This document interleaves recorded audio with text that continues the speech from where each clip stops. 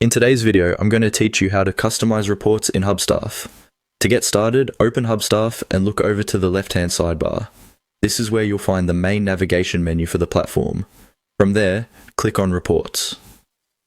This section is where Hubstaff gathers different types of data so you can review work activity, time tracking details, team summaries, and other useful information in one place.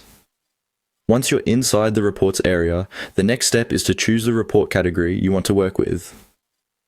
Hubstaff offers several report types, and each one is designed to show a different kind of information.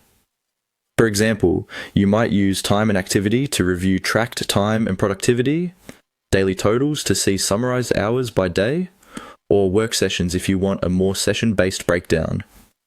You may also see options like apps and URLs, expenses, payments, project budgets, shift attendance, and time off balances.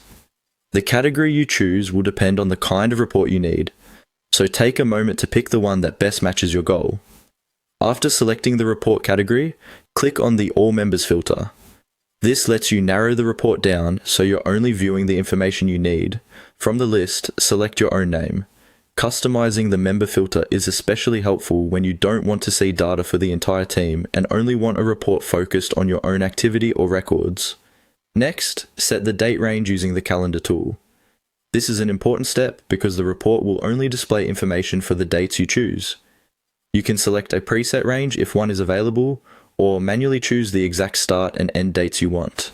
If you're creating a report for payroll, weekly review, monthly analysis, or project tracking, make sure the date range matches that purpose before moving on. Once the report is showing the right category, the correct member, and the proper date range, you're ready for the final step. If you want to save a copy of the report, click the download icon to export it. This is useful if you want to keep the report for your records or share it outside the platform. If you'd rather send it directly, click the send icon instead.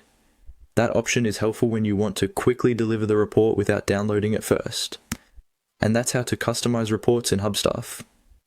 If you follow these steps carefully, you'll be able to create more focused, useful reports and get exactly the